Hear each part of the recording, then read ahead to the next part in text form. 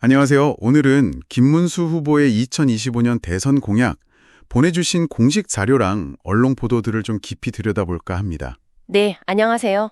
자료량이 상당한데요. 이걸 통해서 핵심 정책 방향, 또 그 밑에 깔린 생각들, 이런 걸 좀 명확하게 파악해보는 게 오늘 목표입니다. 네, 맞습니다. 자료를 보면 경제, 부동산, 복지, 외교 안보, 정말 다양한 분야를 다루고 있어요. 그렇죠. 근데 전체적으로 보면 어떤 큰 줄기가 있달까? 시장 중심 성장, 그리고 정부 역할의 효율화. 이게 좀 눈에 띄더라고요. 시장 중심 성장과 정부 역할 효율화. 네. 세부적으로 들어가면 더 흥미로운 지점들이 많습니다. 그럼 경제 분야부터 한번 볼까요? 가장 먼저 말씀하신 시장 중심 성장, 이게 핵심인 것 같은데 네.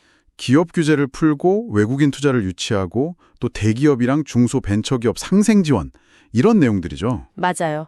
특히 그 노동시장 유연성 확대 부분. 예를 들면 정규직, 비정규직 차별 해소라던가 재택근무 확대 같은 거요. 그런 구체적인 내용들이 있군요. 이게 그럼 전반적인 경제 활력이랑은 어떻게 연결된다고 보나요? 자료에서는? 자료상의 논리는 이거죠. 일단 규제를 풀고 노동시장을 유연하게 만들어서 기업들이 좀 숨통을 트게 해주자. 네네. 그게 이제 성장의 기본 동력이다. 뭐 이런 생각인 것 같아요. 근데 여기서 더 나아가서 중소기업이나 스타트업 지원, 뭐 세금 감면이나 자금 지원 같은 거요? 지원책들. 네.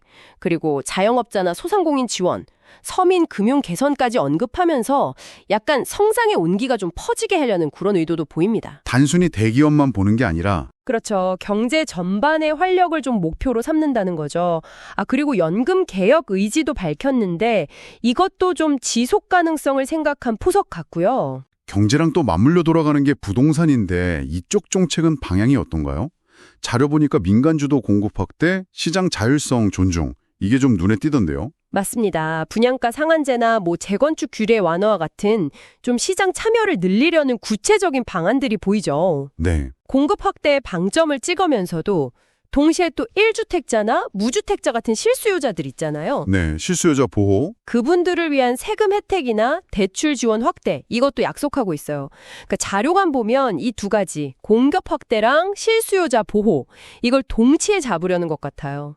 두 마리 토끼를 잡겠다. 약간 그런 느낌이네요. 그렇죠. 그리고 투기 억제를 위한 뭐 공정 과세나 실거래가 신고 투명화 같은 시장 안정화 장치도 같이 언급하는 걸 보면 균형을 좀 잡으려는 시도 같아요. 전월세 관련 제도 조정도 비슷한 맥락일 거고요. 그렇군요. 그럼 이제 복지랑 교육 쪽으로 한번 넘어가 볼까요? 네. 여기선 선별적 복지, 강화, 이 원칙이 좀 명확해 보이는데요. 필요한 곳에 지원을 딱 집중해서 재정 효율성을 높이겠다, 이런 거죠? 네, 맞아요. 복지 분야에서는 효율성이랑 필요 중심 지원, 이게 핵심 키워드라고 볼 수 있겠습니다. 저출산 대책으로 출산 장려금 확대나 국공립 보육시설 확충, 또 고령층 지원책 같은 구체적인 안들도 제시됐고요. 네. 교육 분야로 가면 대학 자율성 강화랑 공교육 내실화 이게 제시되는데 특히 인공지능 AI 같은 미래산업 인재 양성 이걸 강조하는 부분은 아까 얘기했던 경제성장 전략하고도 좀 연결되는 지점이에요. 그렇네요. 4차 산업혁명 대비. 네, 그런 인재 양성이나 평생학습 체계 구축 이런 데에 대한 관심이 보이는 거죠. 마지막으로 정치, 외교, 안보 분야인데 이쪽은 다른 분야에 비해선 좀 간략하게 언급된 것 같기도 하고요.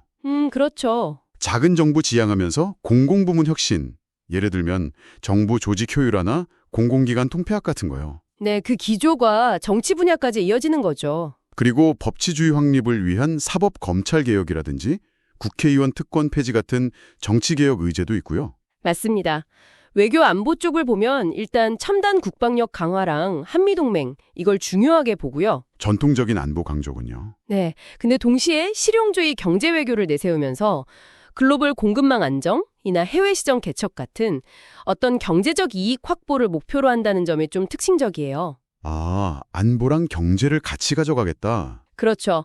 안보 따로 경제 따로가 아니라 국익 극대화를 추구하겠다. 뭐 이런 전략으로 읽힙니다. 자, 오늘 이렇게 보내주신 자료들 바탕으로 김문수 후보 공약을 쭉 한번 훑어봤습니다.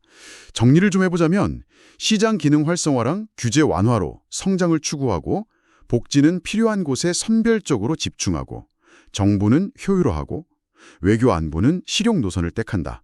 뭐 이렇게 요약할 수 있겠네요. 네, 정확합니다.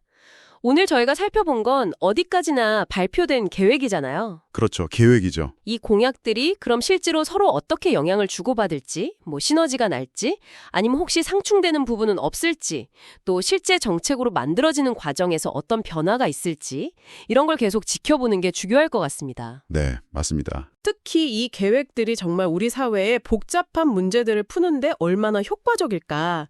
그 현실화 가능성을 따져보는 거, 이게 앞으로 우리가 계속 생각해봐야 할 지점이 아닐까 싶네요.